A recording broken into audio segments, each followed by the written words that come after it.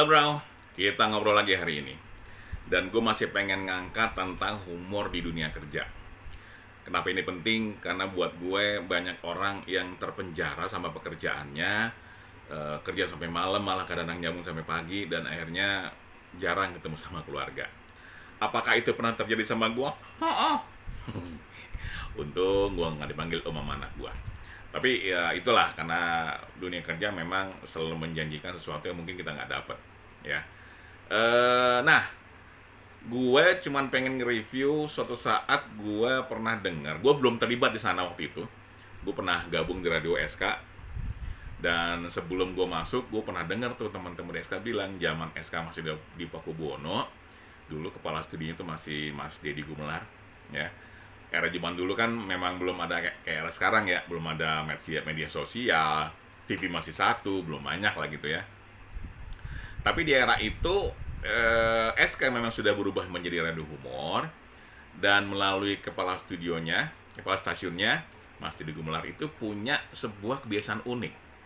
Apakah itu? Jadi setiap jam 4 sore kalau nggak salah, itu mau manajer, mau penyiar, pelawak, satpam, OB, itu melepas identitas kepangkatan di perusahaan tersebut, duduk sama-sama, ngopi, ngeteh, makan gorengan sambil celah-celahan. Disitulah banyak talenta-talenta baru muncul, ya.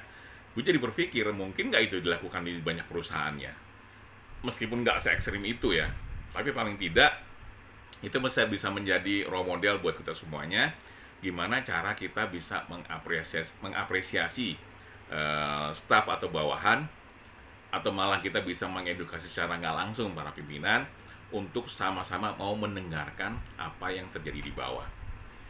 Di sisi lain, temen gue juga di Institut Humor Indonesia Kini, namanya Novrita, pernah kerja di sebuah perusahaan yang punya kebiasaan yang mirip-mirip, ya.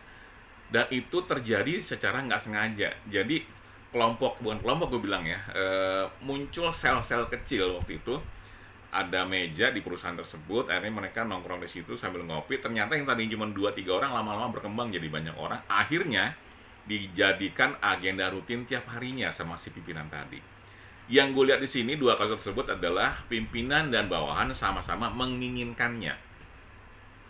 Kayak gue pernah bilang di video sebelumnya, kalau atasannya mau bawahannya enggak bisa. Enggak juga sih. Kalau atasannya mau, bawahannya nggak mau, agak-agak aneh tuh kalau humor sebenarnya. Tapi kalau bawahannya mau, atasannya enggak, ini yang biasanya terjadi di perusahaan. Nggak dapat dukungan dari atas, ya. Padahal sebenarnya kalau kita mau jujur, humor itu bisa menjadi salah satu faktor untuk meningkatkan produktivitas. Mungkin lo akan bilang, dari mana ukurannya, Sir? Gini, ketika lo bekerja dengan ikhlas, dengan bahagia, dan saling support dalam sebuah tim, pasti outputnya juga akan bagus. Tapi ketika ada ketegangan di antara anggota tim, gimana cara lo bisa mencapai hasil akhir yang diharapkan? Agak susah. Gua berapa kali ngelola sebuah tim, dan memang tidak mudah, karena kan dalam tim tadi pasti ada yang keras kepala, ada yang bandel. Jaranglah ada sebuah tim yang semuanya nurut, kompak, gak ada masalah, hampir nggak pernah bohong semua itu. Pasti ada sesuatu yang harus lo olah ulang, ya. Untuk itu memang butuh pendekatan yang personal. Artinya lo mesti kenal tuh masing-masing anggota tim seperti apa, kebiasaannya kayak gimana, cara dia kerja seperti apa, supaya nggak salah paham. Ada orang yang kemudian maunya kerja mulu, begitu pulang entar lagi pak, kayak begitu ada. Tapi ada yang belum jamnya pulang udah siap-siap mau pulang jam 5, jam setengah 4 udah siap-siap, ada yang seperti itu, ya. Waktu itu memang awalnya gue gue nggak seneng sama orang yang pulang jam 5 tapi jam setengah 4 udah siap-siap gitu loh. Jadi bener-bener tank jam 5 absen pulang gitu loh. Gue nggak suka. Cuma setelah gue tanya-tanya kenapa seperti itu, ya karena memang dia family man dan pengen banget ketemu sama keluarga buru-buru. Gue tanya, lo nggak suka pekerjaan lo? Gue suka, Sir, cuman ya kan tetap aja ya, gue kerja buat keluarga. Ya buat gue keluarga nomor satu. Gue memahami itu, ya. Ada lagi satu yang entar lagi nggak apa-apa, Sir, pulang kadang-kadang jam 9 baru pulang itu. Gue tanya sama dia, kenapa lu pulang? Emang lu keluarga lu nggak nyariin? Gue pulang ke kosan, Sir. Di kosan nggak ada orang juga. Ngapain gue pulang kalau nemuin ruangan kosong gitu loh. Nah, ini beda nih, ya. Yang satu pulang ada yang nungguin, yang satu pulang nggak ada yang nungguin. Tapi pada prinsipnya mereka di sebuah tim yang sama, tapi cara berpikirnya berbeda. Jadi harus dideketin personal kalau tim ya. Ini gue baru bicara tim kecil. Memang kalau tim besar pasti tantangannya beda lagi tuh, ya. Kan misalnya lo punya anak buah 1.000 orang, satu-satu dateng kan nggak mungkin lah. Pasti punya punya pendekatan yang berbeda, nggak sama dengan tim kecil. Cuma kalau gue lihat dari tim kecil tadi, gue berusaha menyelami dari masing-masing orang tadi. Apa yang terjadi? Akhirnya caranya gimana? Ya sudah, gue coba kumpulkan mereka pada sebuah kesempatan tanpa mereka sadar sebenarnya, karena gue pernah punya pengalaman gue denger ya, gue bukan punya pengalaman karena gue pernah denger di episode seperti itu. Gue coba lakukan hal yang sama, karena pada prinsipnya orang-orang tadi cuma pengen satu kok, didengar itu doang, berkomunikasi. Karena gue waktu itu ngajak makan siang bareng, ngobrol. Yang tadinya mereka itu yang jam 5 Teng pulang setengah 4 udah siap-siap. Sekarang waktu itu akhirnya dia jam 5 kurang 15 baru siap-siap pulang. Ya. Yang kemudian sampai malam ya gue ingetin dia, lo tetap mesti lihat jaga kesehatan lo pada saat lo pulang, gak ada siapa-siapa, kalau kenapa-napa gimana. Gitu sih. Akhirnya mereka yang tadinya pulang jam 9 jam 8 baru pulang ya jam 5 lewat 30 baru pulang. Ini minimal ada perubahan gitu loh. Kenapa gue paksa dalam tanda kutip ya, gue paksa dia untuk pulang jangan terlalu malam, biar gimana kan dia tetap punya punya rasa capek ya, dan dia harus punya waktu untuk sendiri, nggak bisa enggak. Dengan demikian gue minta dia untuk coba memikirkan itu, tapi gue nggak bilang pakai surat ya, Anda diperintahkan pulang jam 5 Teng supaya Anda bisa istirahat, nggak gitu juga gitu loh. Gitu ya, kalau ngomong ke sini biar ya bini gue mau ngasih masukan, cuman ngomongnya agak aneh dan gue nggak paham dia ngomong apa ya.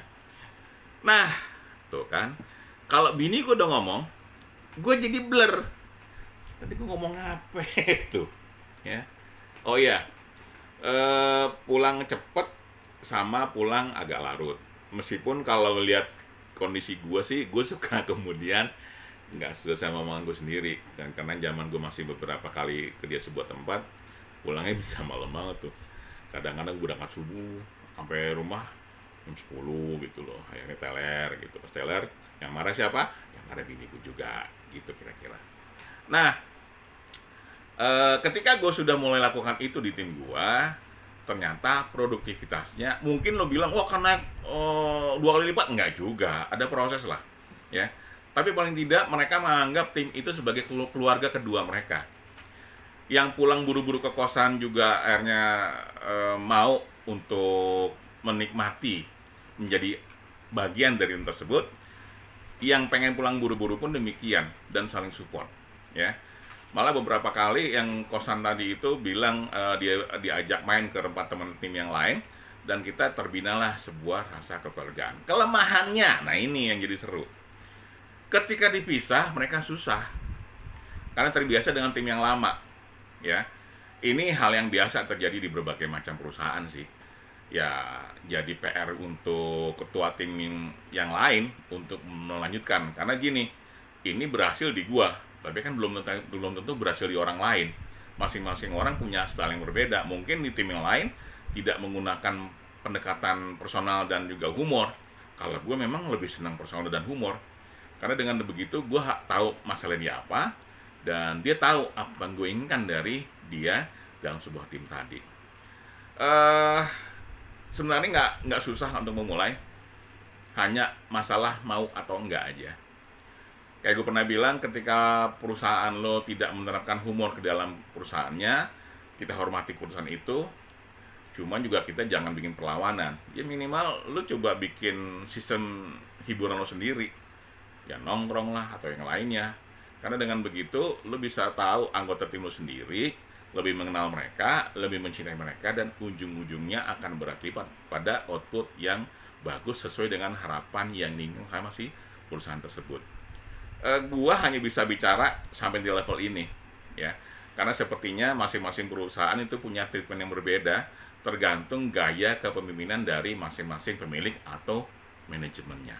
Oke, gitu aja teman-teman, sampai ketemu di video-video berikutnya.